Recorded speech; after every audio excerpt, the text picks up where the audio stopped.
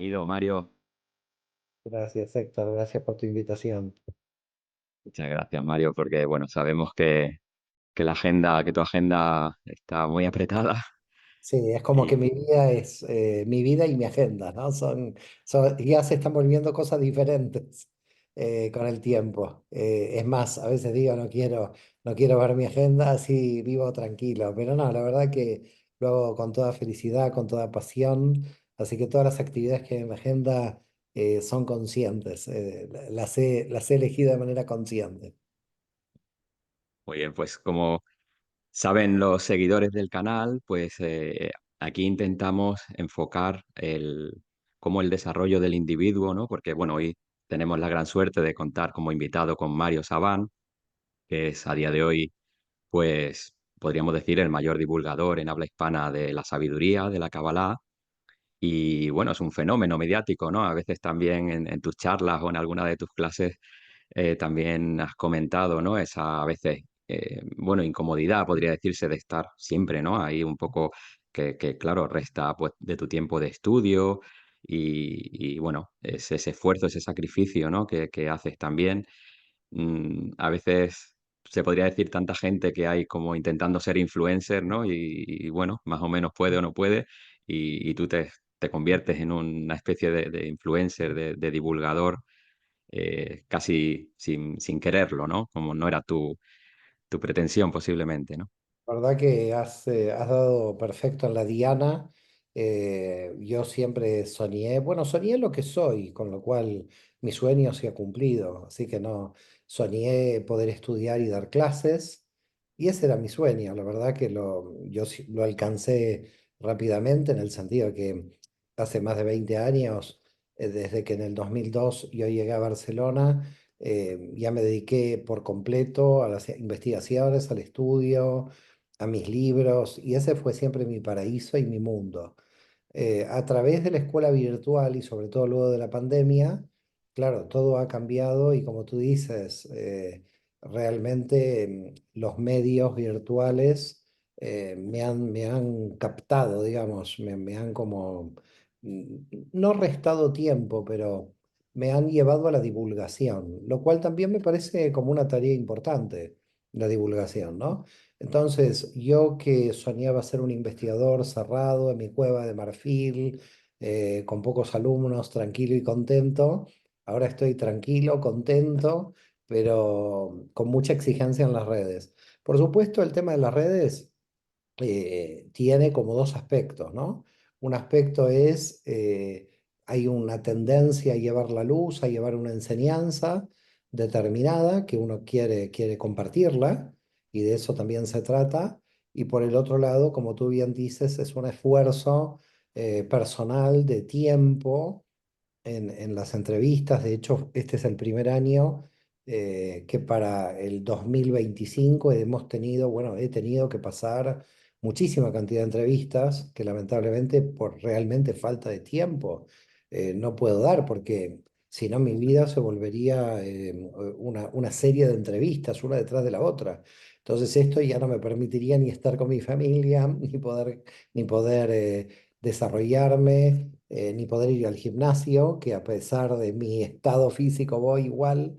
Es decir, en realidad uno tiene muchos aspectos de su vida que no puede descuidar y que no puede estar todo el tiempo en las redes. Y sobre todo, que mi foco sigue siendo la investigación, lo que realmente a mí me apasiona, lo que yo quiero, lo que yo defiendo, digamos, en mi agenda son los horarios de investigación, los horarios de estudio, los horarios de escritura. Pero como tú bien dices, hay una bonita presión. Yo no la siento como una presión negativa. Hay una bonita presión en que la gente quiere crecer, en que la gente quiere saber. Y a mí me parece que, bueno, si uno después de tantos años ha estudiado, no compartir lo que ha estudiado, dicen los sabios de la Cábala que cuando uno ha estudiado la sabiduría de la Cábala y no la comparte, es como dejar hambrientos a los prójimos, es como dejar hambriento a alguien, ¿no? Entonces, claro, si ves un hambriento, lo que tienes que hacer es tratar de comprarle pan. Y lo mismo sucede con la espiritualidad y con las enseñanzas. Entonces hay un equilibrio que yo creo que lo he alcanzado, un mes mejor, otra vez no tan bien, entre lo que llamaría la parte externa y la parte interna. La parte interna de la vida privada, de mi familia, de mis estudios, de mi crecimiento, porque yo creo que si uno no sigue creciendo, luego no puede dar a los demás. Es decir, no se puede dar a los demás algo que uno no tiene. En consecuencia, no solamente crezco para dar a los demás, sino también porque tengo una necesidad interna por parte de mi alma de seguir creciendo. No es estoy estudiando para poder dar una clase, eventualmente si mañana no tengo escuela y no tengo ninguna clase que impartir, yo seguiré investigando y seguiré estudiando porque es el deseo de mi alma, es independiente, digamos, de la divulgación. Por eso yo creo que tiene que haber un equilibrio y como siempre en el árbol de la vida a mí me enseña ese equilibrio o me enseña por lo menos ese camino de intentar el equilibrio entre muchísima gente que está todo el tiempo en las redes y muchísima gente que renuncia a las redes y se esconde y se va y quiere defender su vida privada de manera que se escapa absolutamente. Entonces, las redes como todo instrumento que existe en la realidad, tiene que ser utilizado de la mejor manera posible. Uno cuidar su tiempo personal y al mismo tiempo poder divulgar. Y yo creo que intento dentro de mis posibilidades divulgar y continuar mis investigaciones. Pero ya te digo, hay meses indudablemente donde yo investigo mucho más y hay meses donde tengo más entrevistas y al final el promedio del año da un equilibrio, podríamos decirlo, ¿no? Por ejemplo, de aquí a un tiempo yo estoy por realizar la defensa de mi séptima tesis doctoral, si Dios quiere, en educación por la Universidad Ramón Llull. No sé todavía cuál será la fecha, si en septiembre o octubre de este año, pero para eso, bueno, me tuve que encerrar prácticamente gran parte de diciembre del año anterior, casi todo el mes de marzo de este año, y en esos encierros yo ahí no doy entrevistas. Es decir, cuando yo tengo un trabajo de investigación o un libro que yo estoy trabajando, me cierro completamente de mi agenda, me la bloqueo. Y si alguien me pide eventualmente una entrevista, la hago en un mes que he definido como el mes para las entrevistas. Entonces, mi organización del tiempo, porque hay un tema que me parece interesante. Mucha gente que, sobre todo alumnos que están en la escuela, siempre me persiguen un poco con respecto a la organización de mi tiempo. Me dicen, yo no sé cómo usted está en todos lados. Yo tampoco a veces lo sé, sinceramente no lo sé. Pero una vez un amigo, que lo quiero mucho, puedo decir su nombre porque es un gran amigo mío, Leo Metzik. Leo Metzik me dice, tú eres muy rápido y por eso parece que te multiplicas. Y yo soy muy rápido primero porque trato de intensificar el tiempo de vida y porque tengo demasiados intereses. Entonces, cuando uno tiene muchos intereses, tiene que equilibrar con mucha disciplina y con mucha organización. Si uno tiene muchos intereses y no tiene disciplina, su vida puede ser muy caótica. Así que bueno, a tu pregunta, digamos, del tema este de influencer que tú has comentado, yo me siento un poco el anti-influencer, porque yo justamente estoy al revés. No quiero, digamos, no quiero serlo y la situación me ha llevado. Entonces, es como que me niego a algo. El problema es que uno no se puede negar al destino que Dios le da.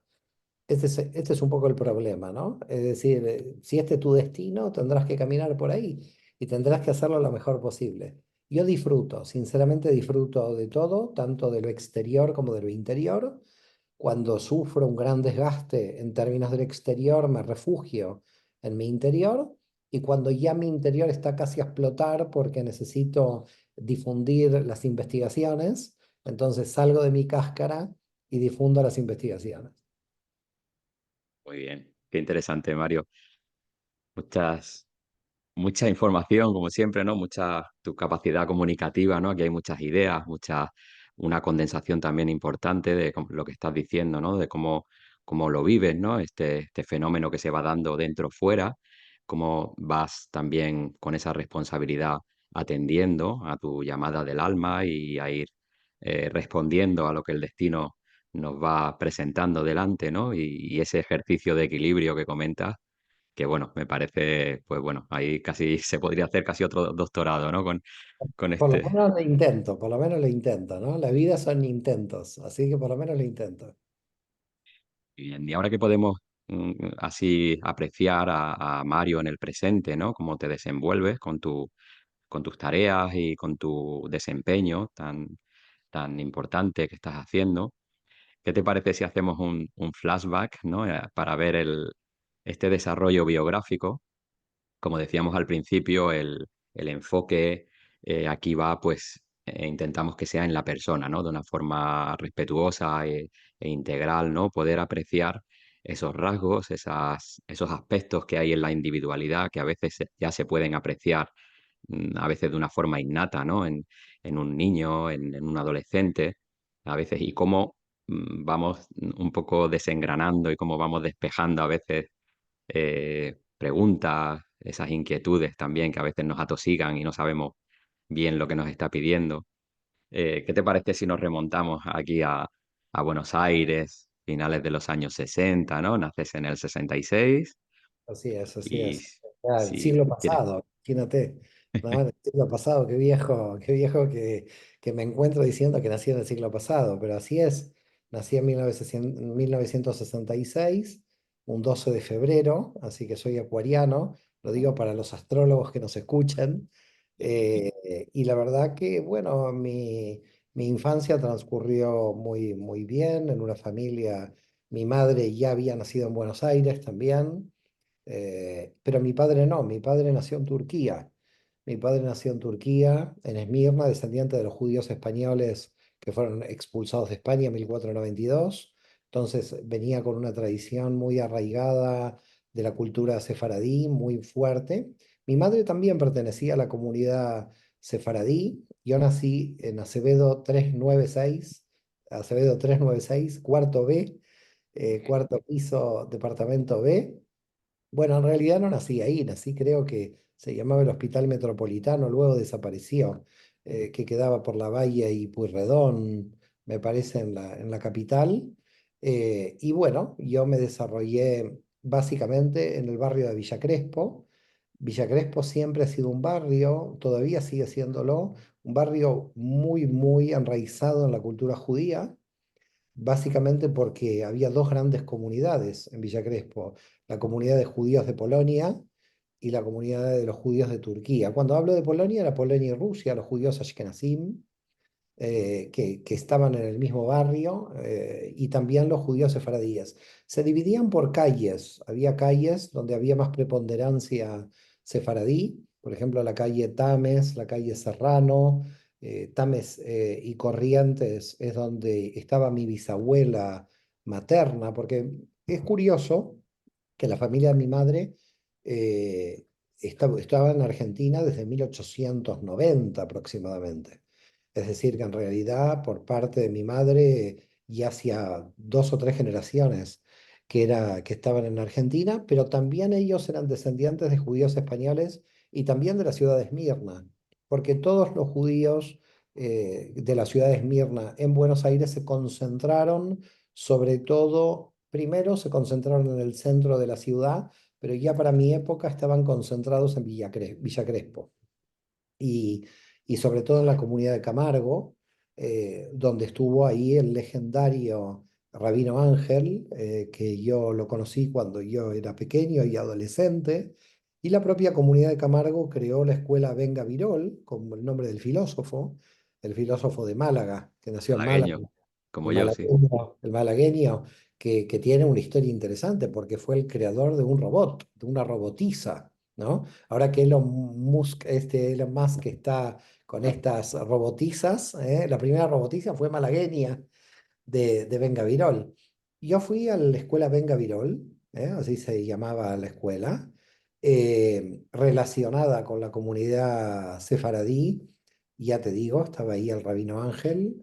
Era un rabino muy interesante porque él provenía de Alejandría, de Egipto. Después los judíos de Egipto se tuvieron que ir en la época de Nasser por todos unos temas políticos. Creo que él se había formado en la isla de Rodas, si no recuerdo mal, Y cuando yo hice mi bar mitzvah, a los 13 años, yo lo hice en la comunidad de Camargo. Con lo cual, el ambiente de Villa Crespo en aquella época, hoy todavía lo sigue teniendo, pero no sé si en una medida tan fuerte como era realmente en mi época, porque realmente había una vida judía muy, muy fuerte en el mundo ashkenazí. El mundo ashkenazí siempre fue muy comprometido con las ideologías, había muchos debates ideológicos en el mundo de los judíos de Polonia y de Rusia. En el mundo sefaradí no tanto, porque el mundo sefaradí era más bien comerciante, pero a pesar de esto, mi madre era una gran lectora, una mujer muy, muy lectora, que tiene una historia también interesante mi madre, porque ella estudiaba la licenciatura en Derecho y en esa época había pocas mujeres que estaban en la licenciatura de Derecho, y un tío abuelo mío le dijo a mi abuelo materno: ¿cómo puede ser que una mujer estudie a la universidad? Van mujeres muy ligeras, dijo, van mujeres que se prostituyen. Bueno, le metió una serie de ideas a mi abuelo materno, cuestión que mi abuelo materno, influenciado por este tío, boicoteó, para llamarlo de esa manera, la carrera de mi madre como licenciada en Derecho. Eran épocas donde todavía la mujer estaba bastante reprimida. Estoy hablando de la época de la adolescencia de mi madre. Pero mi madre fue bastante, yo creo que liberal, con un gran sentido común, una gran mujer. La verdad, ha dejado una mujer nada conflictiva. eh, y ella siempre tuvo una visión cultural muy arraigada. De hecho, siempre compraba el periódico, y siempre de pequeño recuerdo que con mis hermanas en la mesa familiar debatíamos temas de temas internacionales. Yo recuerdo que yo tenía 6 7 años y escuchaba el tema del genocidio armenio, del imperio turco, de los kurdos, y hoy ya, cuando tenía 10 años, creo que ya era licenciado en política internacional, porque con mi madre era increíble cómo se analizaba todo, cómo se debatía todo. Bueno, de hecho, durante un tiempo también comprábamos el periódico La Opinión, que era un periódico con un fondo muy interesante de análisis político.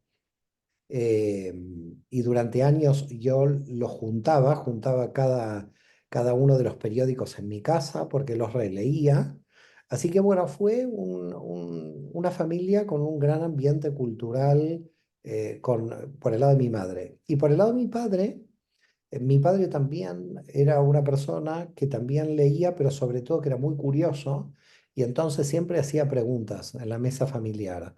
Yo lo recuerdo siempre como preguntando, interesándose siempre por lo último, por la novedad.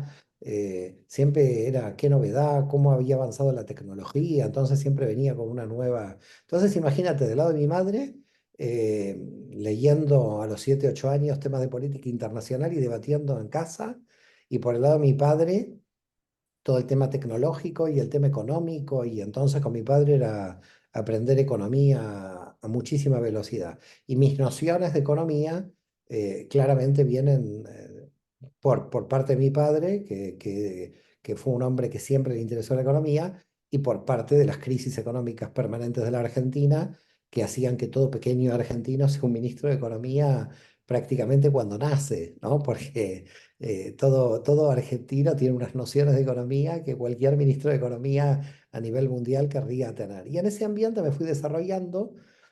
Eh, También aparece, que es muy importante, la figura de mi abuelo paterno, pero la figura de mi abuelo paterno ya viene desde un lado religioso. Pero era curioso, porque mi abuelo paterno era un hombre observante, pero yo no sé si llamarlo religioso en las coordenadas de lo religioso hoy.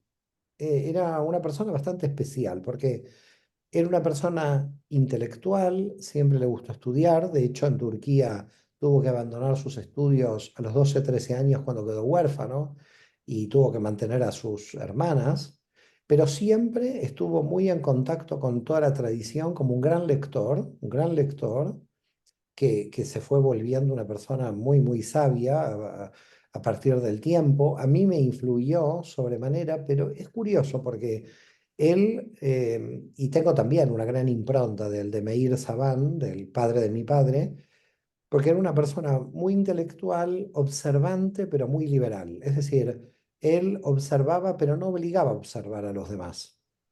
Es decir, si el otro no observaba, él aceptaba, ¿no? No es como en otras casas hoy religiosas, que si un hijo no observa ya prácticamente las casas ortodoxas, ¿no? Mi abuelo no era una persona ortodoxa, pero sí era una persona observante.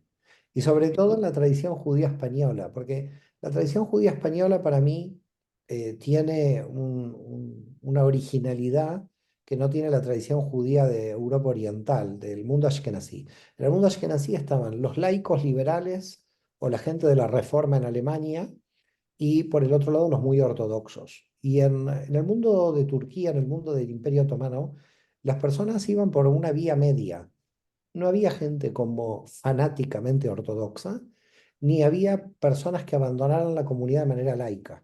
Podríamos decir que eran personas tradicionales que profundizaban, que observaban, pero no tenían una observancia escrupulosa como la ortodoxia. Y que si de repente podían no observar algo, no lo observaban. Eran muy liberales. Entonces yo viví en mi abuelo una observancia liberal en el sentido de que él observaba, pero no obligaba a observar a los demás. Y esto a mí me llamaba mucho la atención.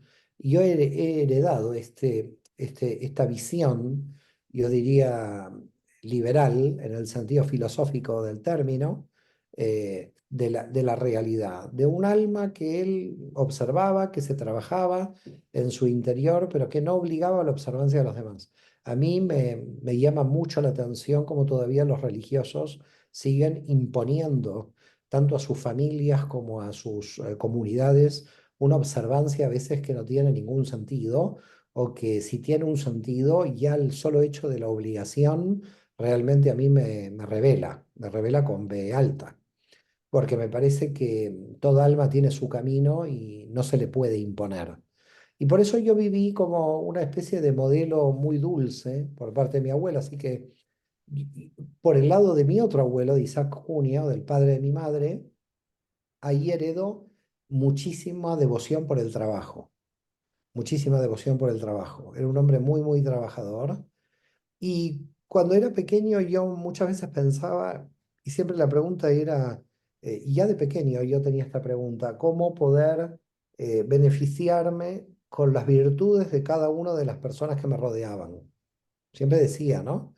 Que por supuesto después cuando tú vas a terapia también heredas los defectos, ¿no? Esta es la realidad. Después cuando vas a terapia te empiezas a encontrar también con los defectos heredados, pero con las virtudes heredadas de mi abuelo materno, una gran devoción por el trabajo.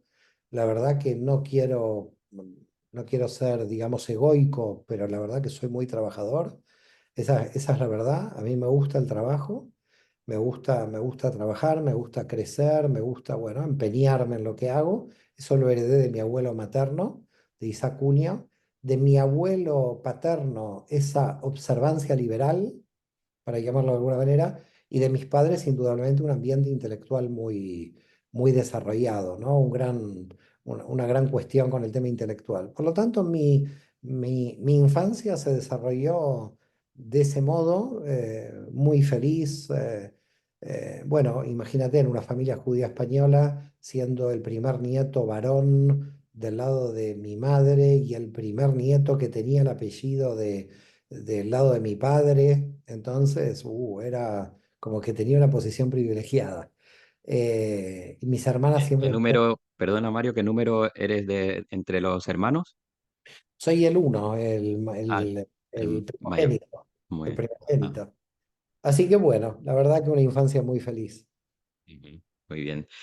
Muy interesante lo que vas comentando, ¿no? Como ese contexto que has descrito de esa forma tan rica, ¿no? En las corrientes materna, paterna, con la influencia, ¿no? Lo que comentabas de ese reto, tradición, cultura, ¿no? Con el que se encuentra tu madre para ir desarrollando su inquietud, ¿no? De estudiar derecho, cómo tú vas creciendo también en ese ambiente observante pero liberal, que también creo que es algo que también distingue, ¿no? Tu sello, tu trabajo y cómo tu desempeño está impregnado, ¿no? De eso que tú viviste en tus primeros años, que lo transmites en tus clases, pues bueno, está esa tolerancia, ¿no? Dentro de una multiculturalidad y traes una tradición que viene de una línea muy concreta, pero no significa para ello que haya que seguir absolutamente unos dogmas estrictos ni rigurosos, ¿no? Cada uno siempre dentro de su libertad, ¿no? Y su criterio y su individualidad, ¿no? Creo que es algo que tú portas, que tienes y estás describiendo ahí, ¿no? Como tú te imbuyes, ¿no? De esa influencia. Muy bien, muy, muy interesante, de donde poder ir trazando, viendo lo que hoy en día podemos apreciar, dónde y cómo se fue gestando, ¿no? Y si vamos ya, adelantamos unos años al Mario adolescente, ¿cómo podrías contarnos cómo va cuajando, ¿no? Esos años de formación ambiental, cultural, y tus propios deseos, ¿no? Cómo uno ya lo va casando. Todo eso, ¿nos podrías contar un poquito sobre esos años, Mario? Yo tengo una anécdota que no sé si me va a hacer quedar bien con el público, pero tengo una anécdota que duró casi un año, año y medio, de una una mentira que yo realicé en la adolescencia, pero que bueno, espero que me perdone el público y que me perdone Dios por lo que hice, porque mi madre estaba muy preocupada porque siempre me veía entre libros. Esta es la verdad, me veía entre libros y decía, un niño de 9 10 años no puede estar todo el día con libros, tiene que hacerse de amigos. Y me acuerdo que me llevaba a la Sociedad Hebraica Argentina, recuerdo la calle Sarmiento 2233 ahí en el barrio de Once, y yo lloraba que no quería ir, y yo le decía, no, no quiero ir, no, pero no puedes, no puedes no hacerte de amigos, estás siempre encerrado con los libros. Mi madre estaba muy preocupada por mi tema social. Estaba muy, muy preocupada que no socializaba, decía, este niño puede tener algún problema en el futuro si no socializa, si no se hace de amigos. Era su preocupación. Entonces, bueno, y había unos grupos de adolescentes, estoy hablando 11 12 años, eh, yo creo que entre los 11 y los 13 aproximadamente por ahí. Y entonces, bueno, fui a los grupos me aburrían terriblemente, los grupos sociales, los juegos, me aburrí mucho, yo quería los libros. Y había una biblioteca en la Sociedad Bibliotecária Argentina muy grande, de hecho, en su momento habían invitado a Borges, estuvo allí León Duhovne, bueno, y ahí estaba Gerardo Masur, lo recuerdo muy bien, y yo me escapaba, es decir, iba a la biblioteca y cuando volvía a mi casa, después de estar 3 4 horas estudiando en la biblioteca y leyéndome todos los libros, volvía y mi madre me decía, ¿y cómo fue? Los amigos, uy, los amigos muy bien, increíble. Los amigos, los libros, ¿no? Porque de amigos físicos no tenía. Entonces, bueno, la cuestión es que un día mi madre se encuentra con una madre del barrio y le dicen, bueno, estoy muy feliz porque Mario está yendo a los grupos. No, a Mario no lo vemos hace meses. Yo me quería matar. ¿Cómo no lo vemos hace meses? No, no, no aparece. ¿Y a dónde va? Mi madre preocupada. Dice, ¿me estás mintiendo? No va, no, me voy a la biblioteca. Y otra vez la crisis. Otra vez la crisis. La cuestión es que lo bueno fue que cuando mis padres nos hicimos todos, toda la familia se hizo socio del Club Náutico Acoag, porque a mi madre le gustaba jugar mucho al tenis, y entonces ahí pasé a un grupo, se llamaba el grupo Kesher, me acuerdo muy bien que nuestro Madrid, nuestro sería mentor juvenil, para llamarlo de alguna manera, el líder juvenil contratado era Eduardo Friedman, recuerdo, lo llamamos Pitu, y ahí sí me hice con un grupo de personas, yo diría afines, es decir, ahí podríamos decir que socialicé. Pero fue una cosa curiosa, porque claro, socialicé con un grupo de todos intelectuales. Ese grupo era un grupo muy raro en el Club Náutico Acoag, porque el Club Acoag, que quiere decir fuerza en hebreo, que se crea a partir de que se cierra el Club Acoag de Viena en el 38. Cuando Hitler entra en Viena y empieza la persecución a los judíos, cierra el Club Acoag de Viena y se crea por parte de los judíos austríacos en Argentina el mismo club ACOAG, como respuesta al cierre del club en Viena. Entonces, yo entro a este club y me encuentro con un grupo muy sui generis, porque todos los compañeros míos de ese grupo, entonces por ese motivo yo pude socializar con este grupo, porque este grupo de alguna manera tenía mis mismos intereses. Y era muy raro porque en el marco de ACOAG, que era un club muy deportivo, y todos los que nos rodeaban eran absolutamente personas dedicadas al deporte, nosotros éramos un grupo que ya te digo, éramos como disociados, estábamos como algo aparte, digamos, de del ambiente general. Y allí me hice mucha gente, fuimos creciendo, yo te diría que fueron casi 3 o 4 años, entre los 14 y los 18 años, donde participaba de ese grupo y fue muy interesante porque teníamos una impronta cultural muy grande, probablemente también porque los dirigentes habían elegido líderes juveniles que venían de Maccabi, y donde había otro ambiente cultural diferente. Entonces, y yo me vi dentro del Club Náutico Acoag en un ambiente que parecía que iba a ser deportivo y que finalmente congenia absolutamente con mi, digamos, un poco con mi personalidad. Mientras tanto, bueno, mi bachillerato yo lo hice en el Hipólito Vieites, en la avenida Gaona y Cuchacucha, en Buenos Aires. En el Hipólito Vieites yo estuve allí 5 años. En realidad estuve 7 porque luego hice 2 años de técnico en administración de empresas. Yo, uno de los problemas que yo tenía era que yo no sabía de qué iba a trabajar cuando sea mayor. Esto siempre me preocupaba, sinceramente, porque a mí me gustaba estudiar, pero me gustaba estudiar todo, con lo cual yo decía, esto va a ser un problema a los fines de a qué yo me voy a dedicar el día de mañana. Y cuando tengo que elegir mi carrera, fue muy difícil porque mi carrera prácticamente podemos decir que está influenciada por mis padres, sobre todo por mi madre, que frustrada como licenciada en Derecho, me impulsa a seguir Derecho. Derecho a mí fue una carrera que me gustó mucho porque tenía mucho de filosofía y de historia, y lo que más me aburrían eran las materias jurídicas, no eran las materias de historia y filosofía, que las hacía rápido. Yo tendría que haber seguido el profesorado de historia, seguramente. Mi madre decía que moriría de hambre como profesor de historia, que ella prefería que yo siguiera. Y como yo realmente no sabía de qué iba a trabajar, para mí, es más, imagínate, yo había pensado estudiar química también, porque no sabía, y la química me encantaba. Es una cosa que me sigue gustando todavía hoy. Entonces, tenía como un gran problema, ahora ya no lo tengo porque en la cábala me permite entrar en todas las disciplinas, así que también encontré algo un poco a imagen y semejanza mía, pero a la hora de trabajar, la sociedad te pide una especialización, es decir, cuando tú te presentas, te preguntan, bueno, ¿tú a qué te dedicas? ¿No? Entonces no le puedes decir me dedico a todo, no existe esto, no existe me dedico a todo. Entonces, bueno, intenté con una persona amiga de mi padre, tan amigos de la infancia con mi padre que yo lo llamaba mi tío, el tío Pocho, Reinaldo Gini, que todavía, gracias a Dios, vive en Buenos Aires. Lo acompañé durante un año a los juzgados para ver si me gustaba el derecho, pero claro, el derecho en Argentina es presentar papeles, eh, hacer una cola, hacer una fila.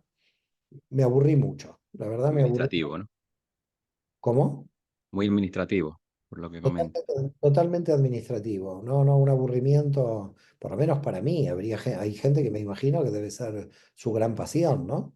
Así que te digo, me fue muy difícil, y fueron muchos años de realmente llegar a definirme qué es lo que iba a seguir o cuál era mi destino, ¿no?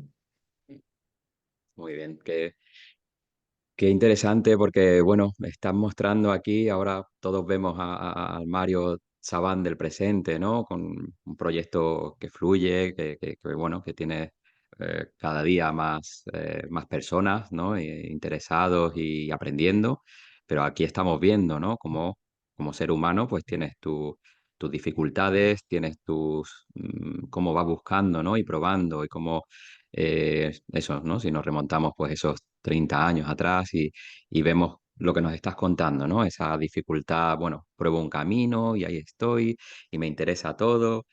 Y bueno, que es otro rasgo, ¿no? Que estamos viendo como luego a través de la cábala puedes entrar, ¿no? En temas más físicos, más, bueno, como sabemos, ¿no? Y bueno, tú empiezas con esa inquietud a interesarte por las líneas, ¿no? Los apellidos, el legado, de dónde vienen, ¿no? Las familias judías en Argentina, ¿no? Empiezas a hacer esa labor de investigación histórica, ¿no? Si quieres, eso, si no te importa, vamos avanzando un poquito Y para sí, seguir viendo el desarrollo de Mario. yo estaba en medio de la carrera, tendría 21 años, porque esto fue en el 86, así que no, tendría 20 años, y me encuentro, porque entré en la carrera de Derecho en la Universidad de Buenos Aires en 1984, y me encuentro con que en las investigaciones de historia del derecho argentino, en un libro de Joaquín Becú, me lo acuerdo perfecto, decía que en 1643, a mediados del siglo XVII, un cuarto de la población de Buenos Aires era judía portuguesa perseguida por la Inquisición. Mis ojos se abrieron de par en par porque dije, esto es un dato que indudablemente no lo conoce nadie, porque se sabía que la inmigración judía había llegado en 1880, 1890 de Rusia, básicamente, pero a mediados del siglo XVII, en medio de la época colonial, cuando el Imperio Español estaba conquistando recién el territorio, que un 25% sea judío portugués. Entonces empecé a investigar, y recuerdo que me reuní con el que era el gran historiador de este tema, que era Boleslao Levín, que yo me reuní en el 87 con él y él murió en el 88. Fíjate qué curioso que pude reunirme un año antes de que muriera. Él era un judío polaco que se dedicó toda su vida a estudiar la Inquisición. De hecho, recibió una medalla por parte del gobierno de Perú por sus investigaciones sobre Tupac Amaru y la rebelión de Tupac Amaru, y luego se dedicó al tema de los criptojudíos, a los judíos perseguidos por la Inquisición en la época colonial. Luego, a partir de Boleslao Levín, llegué a otro investigador chileno ya del siglo pasado, del 19, que había muerto, José Toribio Medina, que había estudiado el tema de la Inquisición, realizando una gran investigación. Hizo un libro, La Inquisición en el Río de la Plata, la Inquisición en Chile, la Inquisición en Perú.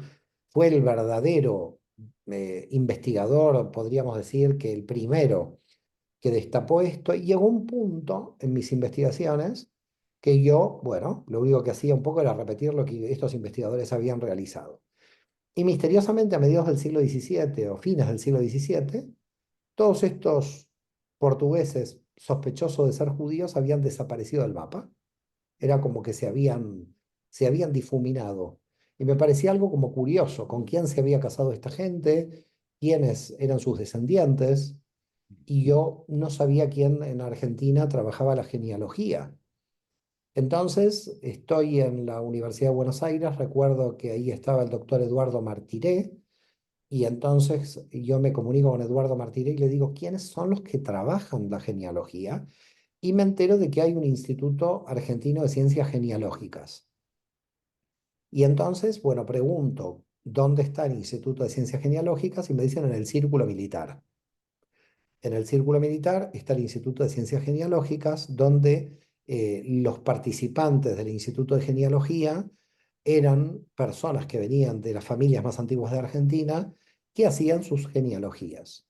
Bueno, entro al Círculo Militar, que era una reunión una vez por mes, al Instituto de Ciencias Genealógicas. Lo recuerdo con mucho cariño toda esa etapa. Me hice de personas muy, bueno, muy cercanas: Isidoro Ruiz Moreno, Narciso Vinayán Carmona, que ya murió. Bueno, hice un grupo ahí de gente conocida que investigaba, y yo le dije que yo investigaba los antepasados judíos de las familias, y era un tema que hasta ese momento, hoy ya no, hoy ya está abierto el tema, pero hasta ese momento era un tema tabú, era un tema tabú. Yo era joven, tenía 21 años. Mi madre, cuando empezó a escuchar de estas investigaciones, dijo, tengo miedo, hijo, ¿en dónde te estás metiendo? Porque de hecho, bueno, hay que recordar que Argentina había llegado a la democracia con Alfonsín en octubre del 83. Yo estaba en el 87 en el Instituto de Ciencias Genealógicas dentro del Círculo Militar, con personas que hacía 4 años eran parte, digamos, de la estructura del proceso, ¿no? De reorganización nacional, como se llamaba. Entonces, mi madre un poco tenía miedo. Yo nunca entré en ningún tipo de ideología política ni nada. Siempre fui muy, también en términos políticos, muy liberal. Mi familia siempre fue de centro derecha, de alguna forma, más hacia el centro. Y bueno, yo estuve ahí en el círculo militar como unos 2 años, hasta que me pidieron que realice un artículo de investigación en el círculo militar. Escribí el artículo y Dios me libre lo que se armó, porque era la primera vez que aparecía el tema de los judíos portugueses en Argentina, porque cuando las familias llegaban a un portugués sospechoso de ser judío, decían portugués como un anónimo y no seguían para arriba, es como que lo ignoraban. Entonces, por ejemplo, llegaban a, no sé, te doy un ejemplo, Juan Rodríguez Estela y portugués, pero no decían que era judío portugués. De Juan Rodríguez Estela descienden, bueno, no sé, más de 400 o 500 familias de doble apellido de la Argentina. Es más, de Juan Rodríguez Estela descienden parte de los Venega Lynch, la esposa de un gran periodista de la Argentina, Mariano Grondona, y por otra línea, el Che Guevara. Así que imagínate todas las investigaciones a dónde llegaban. Pero sobre todo eran familias de doble apellido que se sentían un poco incómodas con mis investigaciones. Ya te reitero que hoy no es así. Muchos de los nietos de estas familias contactan conmigo, están contentos de que yo hice ese trabajo, pero en ese momento fue meterme en el secreto de muchas de las familias. A partir del año 90 se publica mi primer libro, que es Judíos Conversos, que es fruto de estas investigaciones. Y recuerdo que en el círculo militar, en este Instituto de Ciencias Genealógicas, yo había preguntado dónde estaban los libros que yo no encontraba, porque había algunos libros, te digo que esto es para una novela, esto que te estoy contando ya es casi para una novela, dónde estaban escondidos algunos de los libros que no encontraba. Sabes que había referencias a libros que no se encontraban en ninguna biblioteca en Buenos Aires, como libros desaparecidos, pero que estaba la referencia. ¿Dónde estaban? Estaban en un club que se llama el Jockey Club, que era un club que sigue siendo muy exclusivo de la clase alta de la Argentina. Y ahí en la biblioteca encontré muchos de los libros. Me dieron el pase para poder entrar, gracias a estos amigos que yo tenía en el círculo militar. Y finalmente se publicó mi primer libro, Judíos Conversos, que fue un boom, es decir, fue realmente en su momento, es mi único libro bestseller. Así que mi primer libro es mi único libro bestseller. Después me fui dedicando a temas más serios y ya no había bestseller. Y, y después mi segundo libro tiene relación con las investigaciones del primero. Se llamaba Los Hebreos, nuestros hermanos mayores, que era la misma investigación, pero con mayor profundidad, de judíos conversos. De hecho, el subtítulo que le puse fue Judíos Conversos 2. Y el tercer libro, Los Hebreos, nuestros hermanos mayores, o Judíos Conversos 3, que serían, el tercero son los marranos y la economía en el Río de la Plata. Entonces, hubo una trilogía, año 90, 91 y 92, de investigaciones de este tema, hasta que en el año 92, ya cansado, ya estaba terminando derecho, porque me atrasé por las investigaciones, ya estaba dando muchas conferencias en Argentina con 21, 22 años, conferencias que se las debo a un ser muy especial que lamentablemente murió asesinado en la bomba de la AMIA, de la Mutual de la Argentina, en el año 94, que se llamó Jaime Platkin. Y Jaime Platkin fue el que me dio mi primera oportunidad de dar mi primera conferencia a los 21 años. Así que imagínate, tengo 58 y hace 37 años que doy clases y conferencias. Así que mi oratoria se tuvo que, digamos, mover mucho a lo largo de muchos años. Y en el año, ya te digo, 92, llegué a un punto que dije, estoy agotado de esta investigación.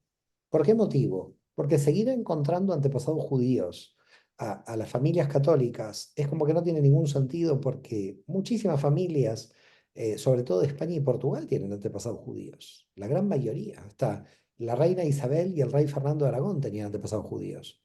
El rey Fernando de Aragón, de Paloma de Toledo, era su bisabuela, y de Castilla también Isabel la Católica, con lo cual al final, entonces llegó un punto que era un punto como de no retorno. Dije, esto no me lleva a ninguna parte.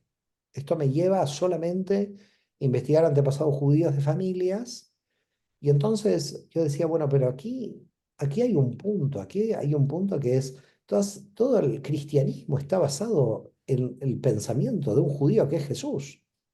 ¿Para qué seguir investigando familia por familia quién tiene antepasados judíos si al final no llegamos a ninguna parte y básicamente todo el cristianismo está basado en el pensamiento de un judío? Y fue ahí donde hice el cambio de muchos años de investigación cuando comencé mi segunda etapa, que son los orígenes judíos del cristianismo, ¿no? Es decir, ahí yo pasé del siglo XVII, después de muchos años, te diría casi, imagínate, 7, 8 años de investigación, a decir, se terminó para mí la genealogía, se terminó la historia argentina, se terminó esto, yo ahora voy a pasar a comprender cómo puede ser que haya nacido una religión que es el cristianismo de un rabino judío. Es decir, de un rabino judío, ¿cómo se va a crear una nueva religión? Me parecía una cuestión totalmente incompatible, para decirlo de alguna forma. Tenía que haber un razonamiento, unas razones históricas.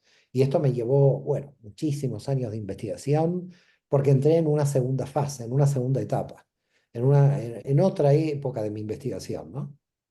Bueno, me llama mucho la atención en esta etapa que estabas ahora contándonos, Mario. ¿Cómo está esa capacidad tuya de investigación, de profundización, esa perseverancia, incluso, bueno, pues en un joven que está atreviéndose, como comentabas, ¿no? A entrar en secretos y con dificultades para ver, seguir la pista de dónde estas referencias bibliográficas, dónde están, ¿no? Vas ahí como un Sherlock Holmes, ¿no? Buscando y cómo también me ha parecido muy interesante cómo tienes esa capacidad también para, con todo el esfuerzo invertido y esa profundización que estás haciendo en el tema genealógico, llega un momento en el que paras, ¿no? Y dices, bueno, ¿y esto qué sentido tiene, ¿no? Y eso te lleva como un camino también, a veces bifurca en otro, que te abre otra línea, ¿no? En lo que ya vas apreciando en esa esencia que hay detrás, ¿no? Y te abre otra línea, ¿no? De búsqueda, de conocimiento, siempre buscando esa coherencia, ¿no? Y ese sentido también que traes, ¿no? Que tú traes que es lo que luego unes, ¿no?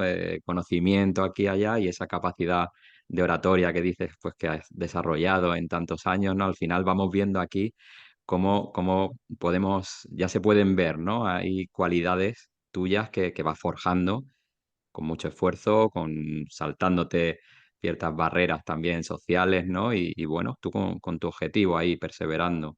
Hay mucha perseverancia, es verdad. Igualmente la perseverancia, yo te digo, no sé si es propia de mi alma o heredada de mi familia. Siempre he visto mucha perseverancia en todos los miembros de mi familia, con lo cual yo calculo que puede ser una virtud heredada, ¿no? Una automotivación constante. Pero más allá de esto, también lo que tú dices me hace reflexionar. La verdad que nunca lo reflexioné hasta ahora, y ahora que me lo dices, me lo traes tú para ser consciente de esto, de que yo cuando estoy realizando una investigación tengo un objetivo muy claro en la investigación. Y cuando ya deja de tener claridad del objetivo o el objetivo se ha cumplido, porque para mí, por ejemplo, después de muchos años de investigación de los orígenes del cristianismo, para mí el objetivo se cumplió y era demostrar que el cristianismo tenía origen judío.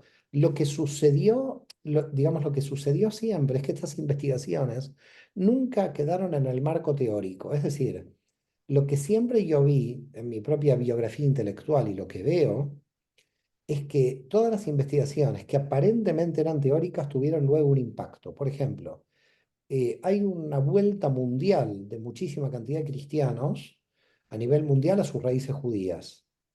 Y entonces es curioso cómo yo lo pude como, no sé si decir verlo antes, porque no soy un profeta, pero pude ver de que por ahí venía la historia, digamos. La historia venía de que había que resolver, de que el cristianismo tenía que reconocer sus raíces judías, ¿no? Y entonces ya realicé ese trabajo, lo dejé ahí, y lo que está sucediendo hoy es que hay muchísimos movimientos cristianos de vuelta a sus orígenes judíos, en la Iglesia Católica, por ejemplo, los neocatecumenales, volviendo a leer el Antiguo Testamento, la Iglesia Católica reconociendo su raíz judía, muchos cristianos que se convierten al judaísmo, que son judíos mesiánicos y que quedan. Es decir, lo que ha sucedido con mi investigación es que terminó sentando, yo diría, una base para el futuro de manera práctica. Es decir, hoy un cristiano que quiere saber cómo se creó su propia religión basada en sus raíces judías, lo tiene a mano, lo tiene a mano. Y antes no lo tenía a mano, había mucha confusión teológica. Y entonces yo creo, y es ahí donde yo también decido, esto también se terminó.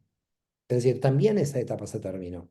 Es decir, yo en realidad me doy cuenta que he tenido muchas muertes y renacimientos a lo largo de mi vida, que he provocado mi propia muerte y mi propio renacimiento en diferentes etapas.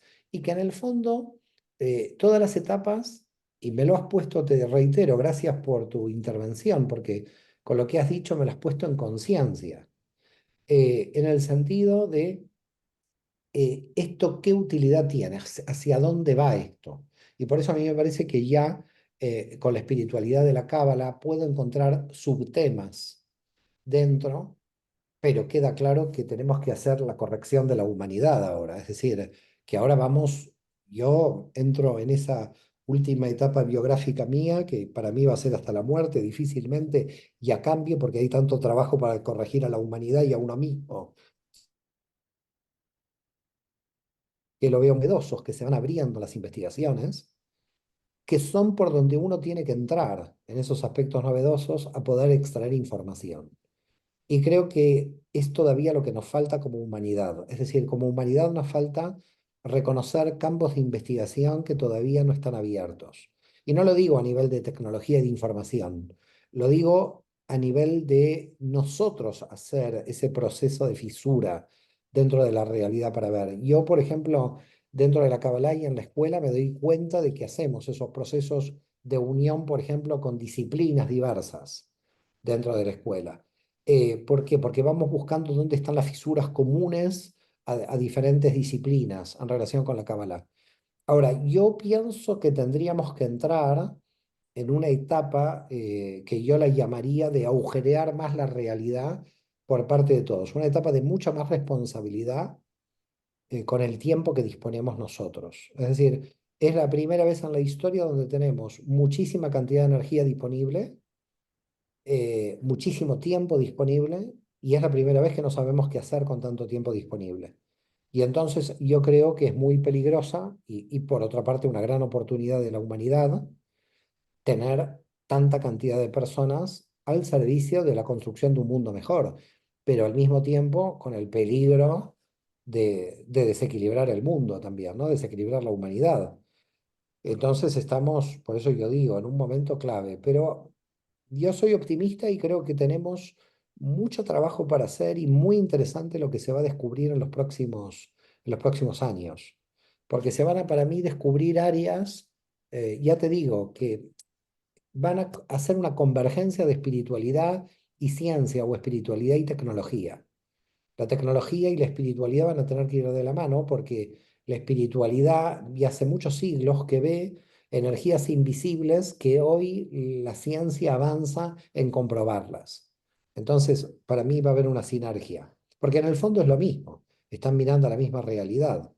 Entonces no es una sinergia absurda, es una sinergia de nuestra división de la realidad, de nuestra dualidad, porque la realidad es única.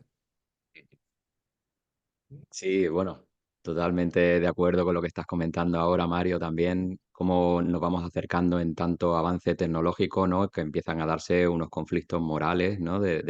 También hay que ver al ser humano, ¿no? Pues que está como a veces jugando con una tecnología bueno, que tiene mucho potencial y, bueno, hay que saber también dónde nos metemos, ¿no? Ver el sentido que hay detrás, en la parte evolutiva y bueno, a esto daría también para Así un es. tema muy Otra amplio. forma, así es. Y podríamos, Mario, fijar esa etapa cuando cierras la parte genealógica y empiezas ya con la investigación de los orígenes del cristianismo en tu biografía aproximadamente, qué años más o menos.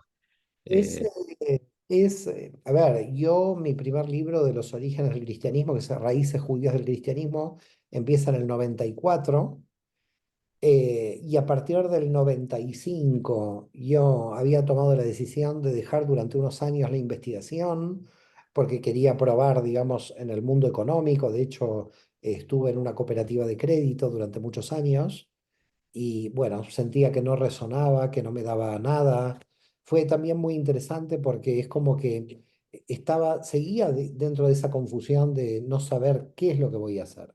Es decir, que yo no pasé como en forma automática. Tuve, yo digo, una etapa donde estaba como mareado, como que no sabía de qué iba a vivir en el fondo. Y eso también me preocupaba, porque ya había llegado prácticamente a los 30 años y estaba ahí boyando en no saber de qué iba a trabajar o qué me iba a dedicar.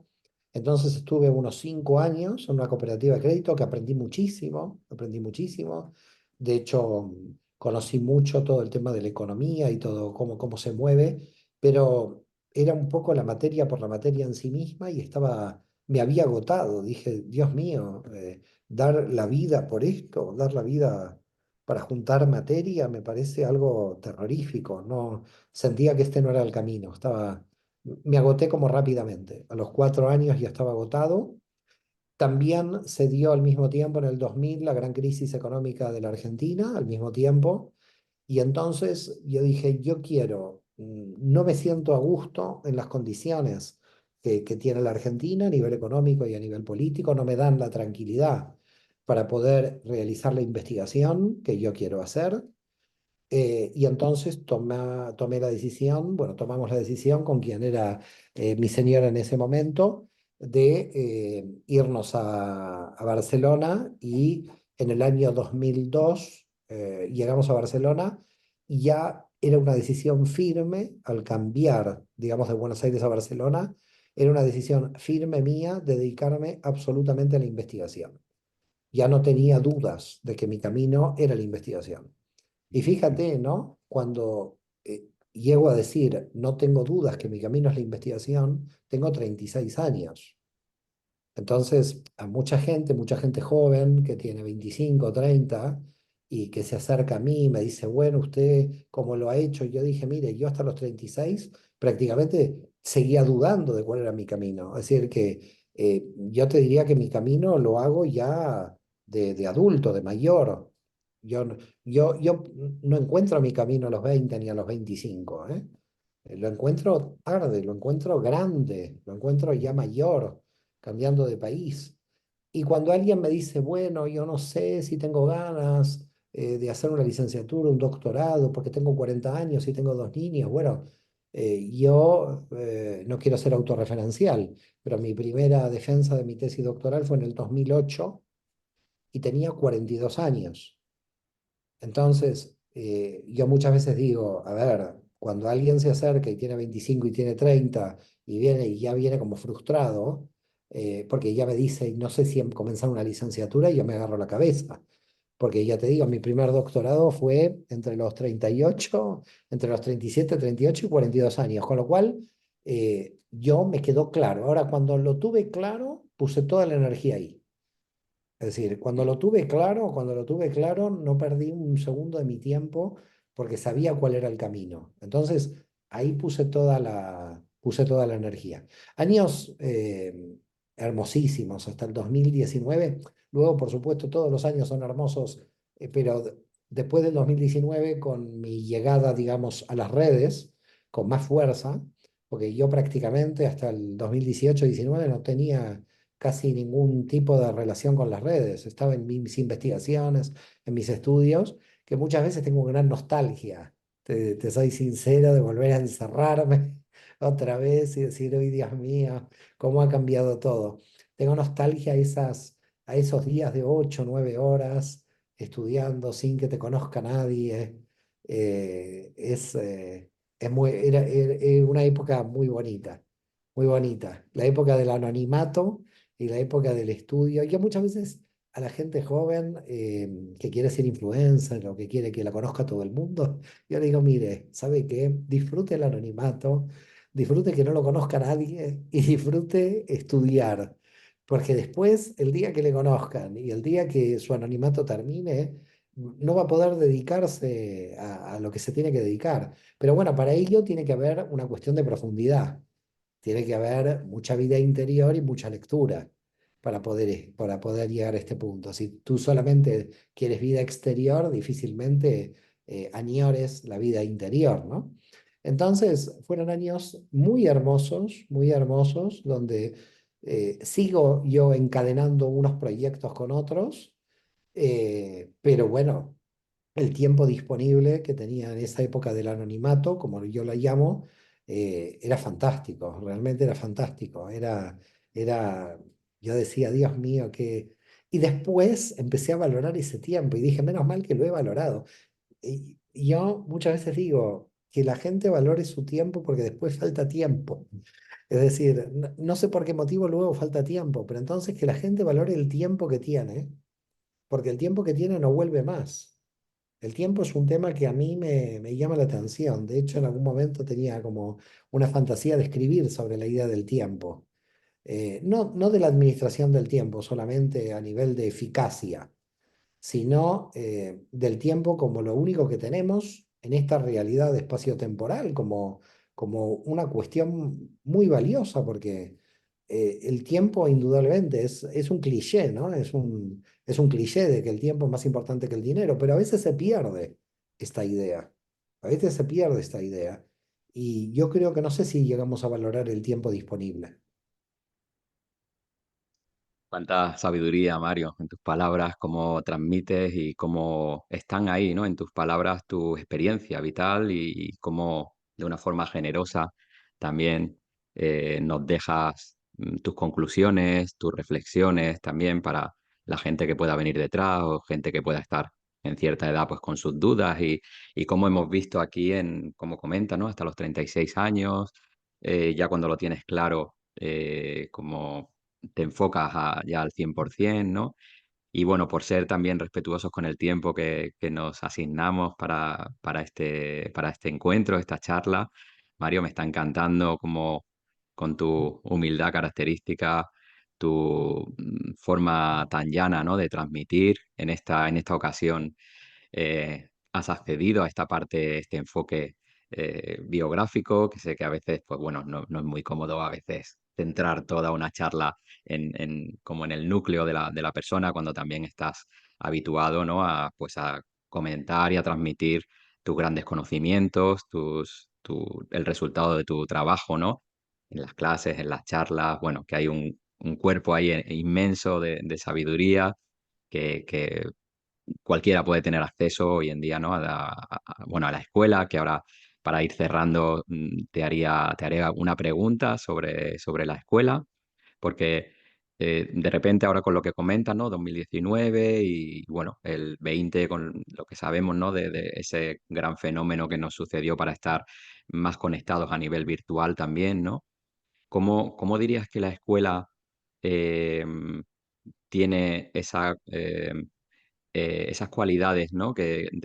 De síntesis, de estructura también diría, ¿no? Porque a veces has comentado alguna vez como que viene a cumplir una función que hasta entonces no se estaba dando, ¿no? En la sabiduría, en el conocimiento de la Cábala, eh, tu proyecto y, bueno, Lina, que sabemos que está ahí como soporte fundamental. Ese es eh, el equipo que está detrás, porque si no está ese equipo, imagínate, ¿no? Yo puedo estar hablando solo si no está el equipo todos los días pensando estrategias y pensando estas cosas. Ahora, la escuela para mí tiene varias características. Probablemente la organización de Lina, por una parte, muy importante, como tú dices, y por el otro lado, la cuestión de contenidos y mi visión de la realidad. Entonces se han unido estas dos, ¿no? Una mujer de Aragón, como es Lina Germánica en su metodología, muy estricta y que con el tiempo la he vuelto un poco flexible. porque Lina era mucho más estricta, pero parece que la cábala la ha cambiado.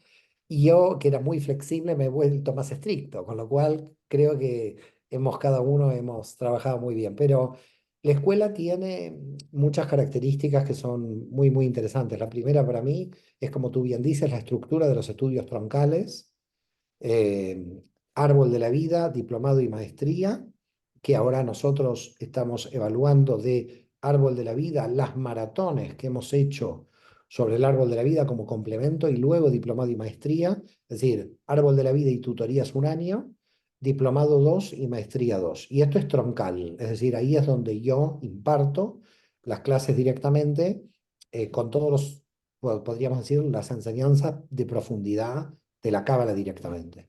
Luego están todos los profesores, es decir, que cada uno está especializado en un área de investigación, profesores que al principio venían de fuera de la escuela, los primeros, y que ahora le estamos dando mayor privilegio a los que han pasado por la escuela. Es decir, los profesores graduados como maestros de nuestra escuela sabemos que tienen un buen nivel de preparación y por lo tanto elegimos a los graduados porque sabemos qué nivel de lectura tienen, qué nivel de responsabilidad, etcétera. Cuando nosotros se nos presentan, por ejemplo, programas fuera de la escuela, a veces nos damos cuenta de que hay fallas en la estructura de aquellos que nos presentan. ¿Por qué? Porque como hasta ahora no existía una escuela de cábala tan estructurada, queda claro que la gente se confunde mucho en los diversos temas. La segunda cuestión, más allá de la cuestión de estructura de los cursos, es, a mi modo de ver, la igualdad total, porque en otros movimientos de cábala tú puedes ver que casi todos son hombres, hombres religiosos, y prácticamente no hay mujeres.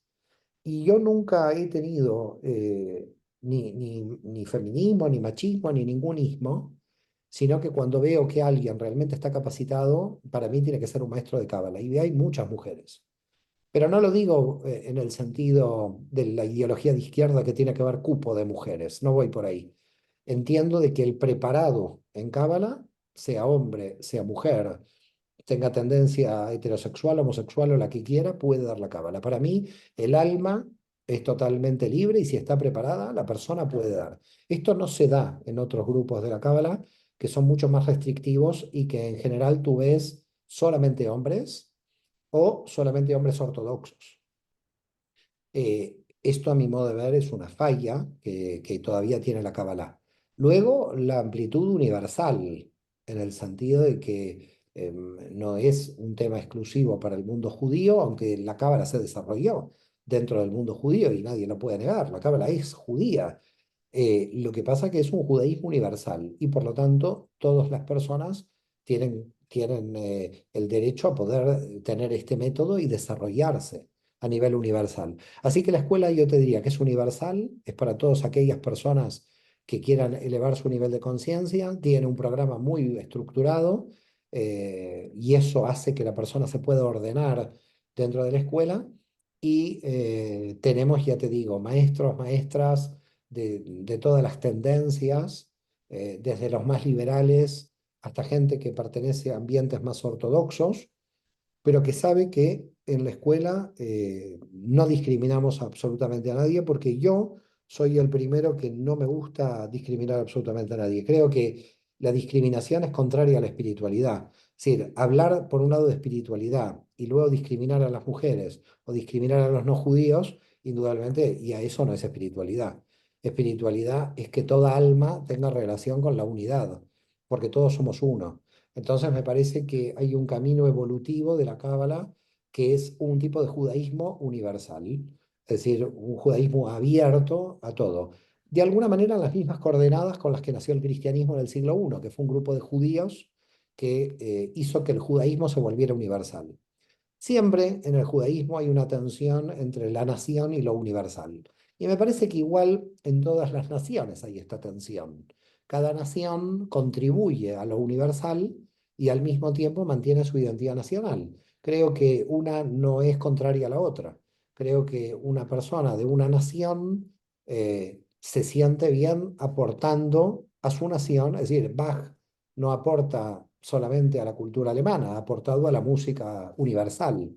Yo creo que para definir la cábala es la espiritualidad tipo Bach, en el sentido de, eh, es indudablemente como Bach alemán, la Cábala es judía, pero que las coordenadas que tiene la Cábala es el conocimiento del alma, el conocimiento del universo y por lo tanto indudablemente universal.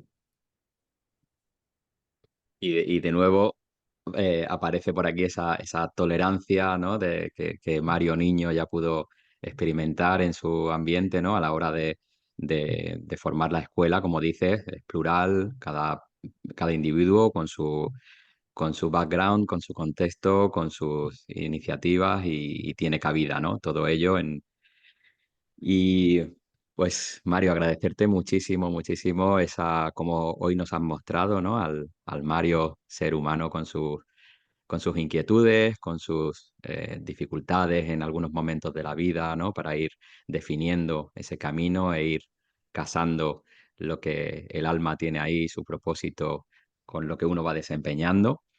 Y ya para cerrar, una pregunta, bueno, es un poco típica, pero ¿cómo te gustaría, Mario, ser recordado? Oh, esto es una pregunta típica, pero que es curioso porque yo se la hago a todo el mundo y nunca me la hago a mí. Y nunca me la hago a mí porque motivo, porque en realidad, como siento que todavía tengo que dar más y no soy un producto terminado, a mí me gustaría solo, y creo que eso sería hermoso, que a todos nos recuerden que hemos, de alguna manera, cada uno de nosotros con su vida entregado un granito de arena para que esta humanidad sea un poco mejor. Creo que de eso se trata, ¿no? Es decir, que si soy recordado porque de alguna manera pude ayudar con una palabra a alguien o con un libro a alguien o con una enseñanza a alguien, yo creo que solamente si fuera recordado por alguien al que pude ayudar solamente a uno, ya valió toda mi vida. Pues un placer, Mario, de verdad. Esta charla, todo lo que dejas con tu experiencia, con tu sabiduría y agradecerte muchísimo ese hueco que has hecho en la agenda que sabemos que, bueno, que tienes ahí súper condensada. Y muchísimas gracias por tu luz, por tu trabajo que estás haciendo a lo largo de tu vida porque iluminas la vida de muchas personas. Muchas Gracias gracias, Mario. y por esta entrevista. Un abrazo enorme. Muchas gracias. Si te ha gustado esta entrevista y te gusta el enfoque que tiene este canal, Biografías en Singular, pues te agradezco si dejas tu like y si te suscribes para seguir continuando con la labor. Muchas gracias. Saludos.